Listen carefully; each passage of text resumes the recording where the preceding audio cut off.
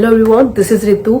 उम्मीद करती हूँ कि आप सभी लोग अच्छे होंगे और स्वस्थ होंगे। मेरा स्वास्थ्य भी थोड़ा खराब है, लेकिन आप लोगों के लिए वीडियो बनाना बहुत ज्यादा इंपॉर्टेंट था क्योंकि एसएससी जीडी का आप लोगों का एग्जाम होने वाला है, ठीक है। और आप लोगों को मैं बहुत इंपॉर्टेंट टिप्स देने वाली हूँ जो कि आप लोग जब इसके एग्जाम में बैठेंगे उससे पहले आप लोगों को उन टिप्स को फॉलो करना है, ध्यान देना है, ताकि आप लोगों का जब एग्जाम होगा, मेन एग्जाम में बैठेंगे आप लोग, तो आप लोगों का जो स्कोर है वो इम्प्रूव हो सके। मुझे काफी तेज फीवर है कल से, लेकिन आप लोग थोड़ा सा वॉइस का एक बार थोड़ा मैनेज कर लेना।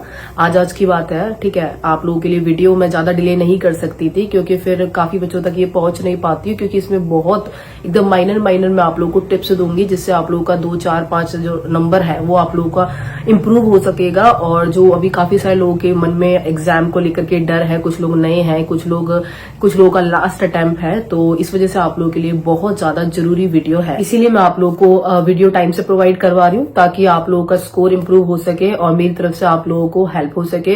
क्योंकि 2018-19 का मेरा एसएससी जीडी का एग्जाम क्लियर हुआ था, जिससे मेरा स्कोर काफी अच्छा था। उस टाइम पे नेगेटिव मार्किंग नहीं थी, तो 80.71 था आउट ऑफ 100। तो जो मैंने टिप्स फॉलो करी थी एग्जाम में किस तरीके से अपीयर हुआ जाता है, तो वो सारी चीजें मैं आप लोगों को शेयर करूंगी। साथ में तुक्का किस तरीके से लगाना होता है, क्या उसकी एक्यूरेसी होती है, ताकि आप लोगों का वो तुक्का 99% सही जाए, ये चीजें बताऊंगी। साथ में आप लोगों को क्या क्या टिप्स है जो अभी लास्ट टाइम पे फॉलो करनी है, ये सारी चीजें मैं आप लोगों को बताने वाली हूँ। तो वीडियो को आप लोग ज्यादा से ज्यादा शेयर कर दें ताकि और लोगों को भी हेल्प मिल सके। साथ में चैनल को जरूर सब्सक्राइब कर दें। अब सबसे पहला पॉइंट है हमारा, तुक्का किस अकॉर्डिंग आप लोगों को किस एक्यूरेसी के साथ मारना है, उसके बारे में आप लोगों को बता देती हूँ। आप सभी लोग जानते हैं कि आप लोगों की जो नेगेटिव मार्किंग है तो आप लोगों की 1/8 है, मतलब कि 0.25 है, मतलब कि एक क्वेश्चन आप लोगों का 2 नंबर का है, ठीक है। अब अगर आप लोग एक क्वेश्चन गलत करते हैं तो आप लोगों का 0.25 मार्क्स है वो आप लोगों के कट कर लिए जाएंगे। वहीं अगर आप लोगों का ये क्वेश्चन सही होता है तो आप लोगों को 2 नंबर मिल जाएंगे। मतलब कि सीधा कहने का मतलब ये है कि अगर आप लोगों के 8 क्वेश्चन गलत होते हैं तब जाकर आप लोगों के 2 नंबर डिडक्ट कर लिए जाएंगे। और देखिए, जब आप लोगों का एग्जाम शुरू हो जाएगा तो स्टार्टिंग में ही आप लोगों को तुक्के मारना शुरू नहीं करना है, ठीक है। पहले आप लोगों को उन क्वेश्चन को अटेम्प्ट करना है जिसमें आप लोगों को श्योरिटी है, 90 to 100% आप लोगों की एक्यूरेसी है। उन क्वेश्चन को आप लोगों ने कर लिया, उसके बाद आप लोगों को उन क्वेश्चन पर आना है जिसमें आप लोगों को डाउट है।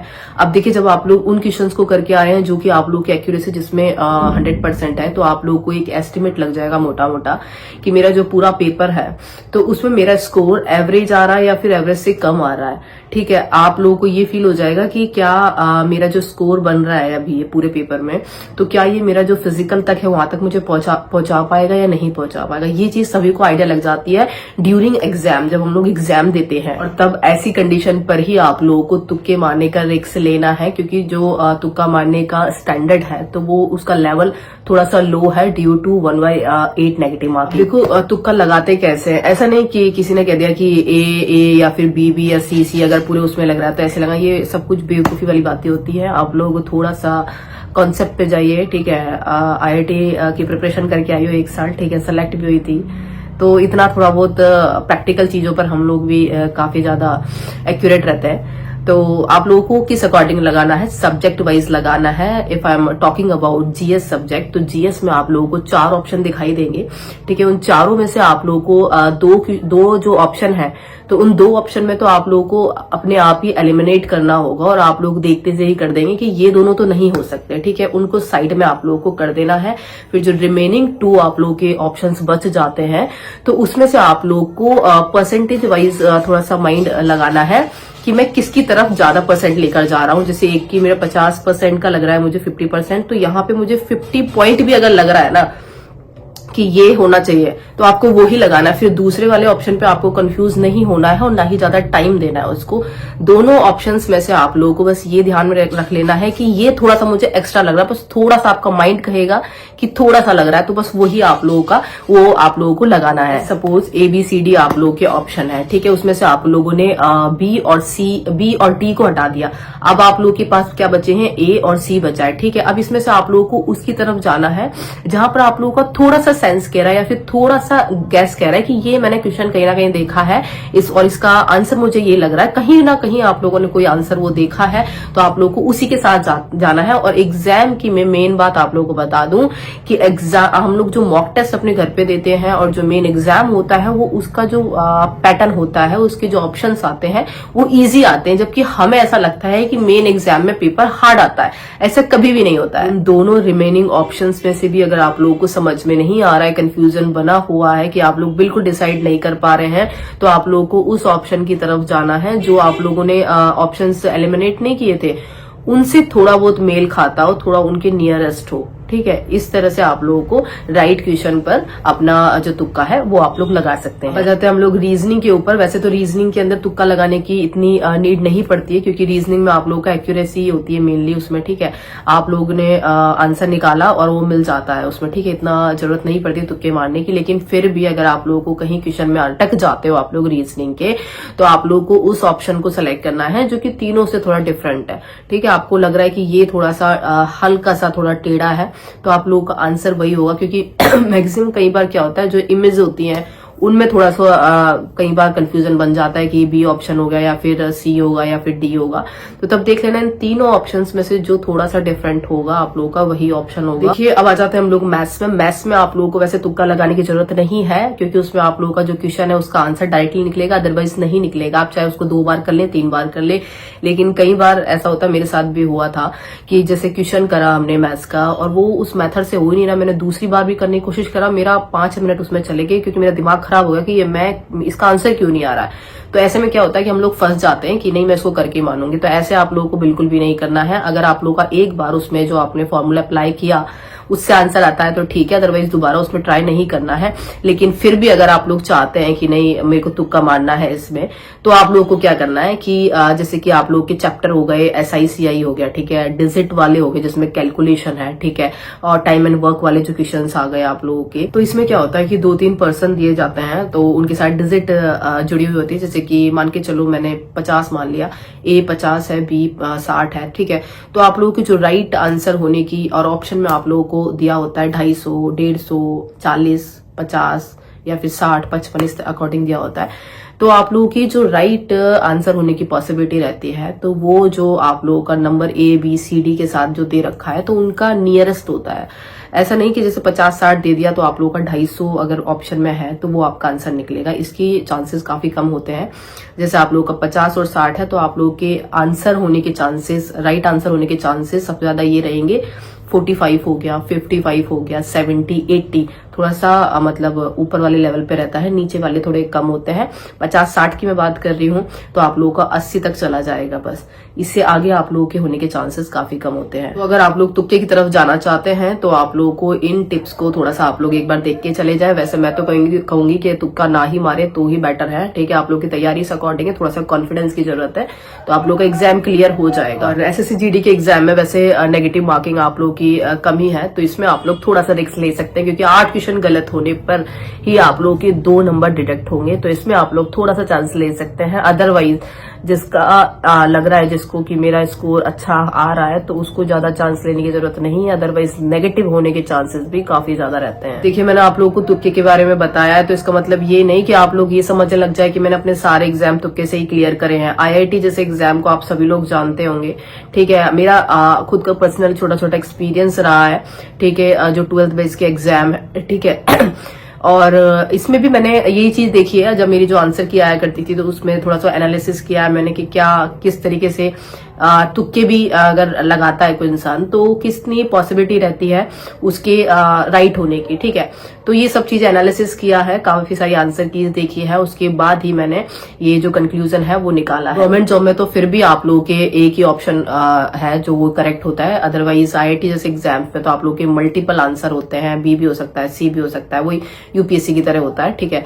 तो आप लोगों को ये चीज बिल्कुल भी नहीं सोचना है कि सारे एग्जाम मैंने तुक्के से क्लियर करे, ऐसा नहीं है। अब आ जाते हैं हम लोग सेकंड थिंग पे जो कि आप लोगों का मॉक टेस्ट है डेली। अब आप लोगों को जब तक एग्जाम नहीं आ जाए, जिनका बाद में भी है, ठीक है, उनको भी डेली अब 2 मॉक टेस्ट लगाना शुरू कर देना है। जो सब्जेक्ट या फिर जो टॉपिक आप लोगों का वीक है, जैसे कि जीएस के अंदर पॉलिटी वीक है, तो उसके आप लोग मिनी मॉक टेस्ट लगाना शुरू कर दें। अब नंबर 3 पे आता है आप लोगों का रिवीजन। अब देखिए, रिवीजन कंप्लीटली करना तो अब पॉसिबल नहीं है, लेकिन हाँ, जिनका थोड़ा सा लेट एग्जाम है वो लोग तो रिवीजन कर सकते हैं, लेकिन जिनका अपकमिंग डेज में एग्जाम्स है तो वो लोग कंप्लीटली रिवीजन करना भी नहीं, अदरवाइज आप लोगों को थोड़ा सा डिमोटिवेट भी आप हो जाएंगे अगर वो कवर नहीं हुआ तो, ठीक है। तो ऐसे में क्या करना है आप लोगों को, जैसे कि मैथ्स है तो मैथ्स में आप लोगों को जो सारे चैप्टर्स हैं तो उनको आप लोगों के आपने जब अपना सिलेबस कंप्लीट कर रहे होंगे तो आप लोगों ने ट्रिक्स देख ली होंगी, नोट डाउन कर ली होगी, कॉन्सेप्ट उसमें किस क्वेश्चन में कैसे यूज होते हैं वो आप लोगों ने बनाए होंगे अगर, तो केवल आप लोगों को उन्हीं को रिवाइज करना है। अदरवाइज अगर आप लोगों ने नहीं भी बनाए हैं तो यूट्यूब पे काफी सारी फ्री क्लासेस है, वहां से आप लोग सारे जो भी चैप्टर्स है तो उनके एक बार कॉन्सेप्ट, ट्रिक और जो फॉर्मूला होता है कि इस क्वेश्चन का आंसर किस तरीके से निकलेगा, ठीक है, वो आप लोग एक बार रिविजन करके चल जाए। और ऐसा ही आप लोगों को सेम रीजनिंग के अंदर भी करना है, ठीक है, वही कॉन्सेप्ट, वही आप लोगों का अगर कहीं पे ट्रिक फॉलो हो रही है तो वो चीजें आप लोगों को रिवाइज करके चले जाना है। फिर आप लोगों को जीएस के अंदर क्या करना है, जीएस में अब आप लोगों को जो यूट्यूब पे काफी सारी मैराथन क्लासेस है, 1 घंटे की, 2 घंटे की, ठीक है, हर टॉपिक्स की आप लोगों को अवेलेबल है फ्री क्लासेस, तो आप लोग उसको लेकर चल जाएं। लिखना विखना कुछ नहीं है, बस ऐसे ही नॉर्मली आप लोगों को वो देख के चली जानी है। फिर आप लोग जब स्क्रीन पर अपने क्वेश्चन उसमें से कुछ देखते हैं तो आप लोग को ऑटोमेटिकली 4 ऑप्शन में से करेक्ट के पास आप लोग पहुंच जाएंगे। 4th, आप लोगों को अब लास्ट टाइम पे मोटिवेट रहना है कि मेरा एग्जाम का केवल 1 घंटा मेरी आने वाली वर्दी को डिसाइड करेगा कि मैं वर्दी में कैसा लगने वाला हूँ।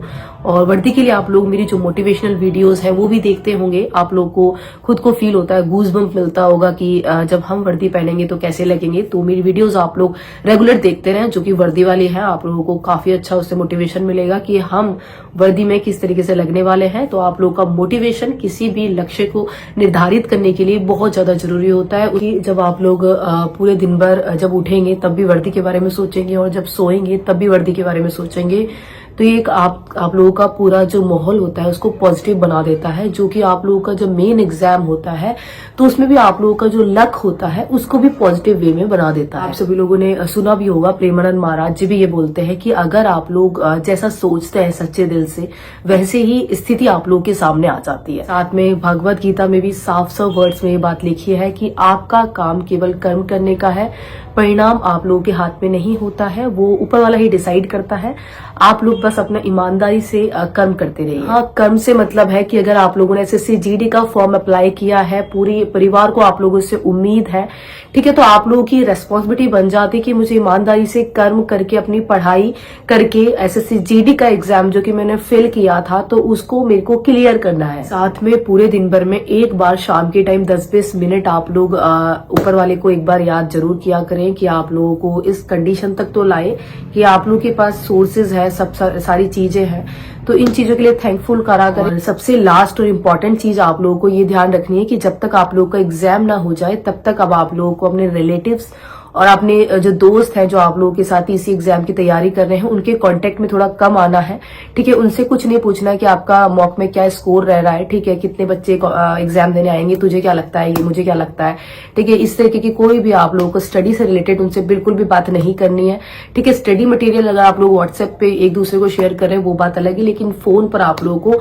कोई कॉन्टेक्ट नहीं होना चाहिए जब तक कि आप लोगों का एग्जाम ना हो जाए। इनको शांत रखना है, शांति से आप लोगों को ये होगा कि आपका जो एग्जाम जब आएगा तो उसमें आप लोग अपने माइंड की पूरी पावर लगा पाएंगे सही क्वेश्चन को टारगेट करने में, ठीक है।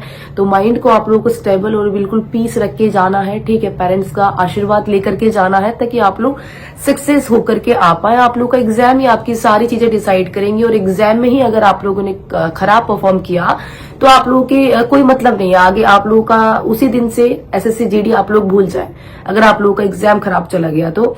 लेकिन पॉजिटिव वे में अगर आप लोग जाएंगे, पॉजिटिव माहौल में अगर आप लोग जाएंगे तो आप लोगों के जो क्वेश्चन नेगेटिव होने वाले थे ना तो उसके भी उस टाइम पे बुद्धि ऐसी काम करेगी आप लोगों की कि आप लोग गलत क्वेश्चंस को भी सही क्वेश्चन में कन्वर्ट करके आ जाएंगे। इन चीजों पे थोड़ा सा बिलीव रखिए, पॉजिटिव एनर्जी बहुत ज्यादा जरूरी होती है।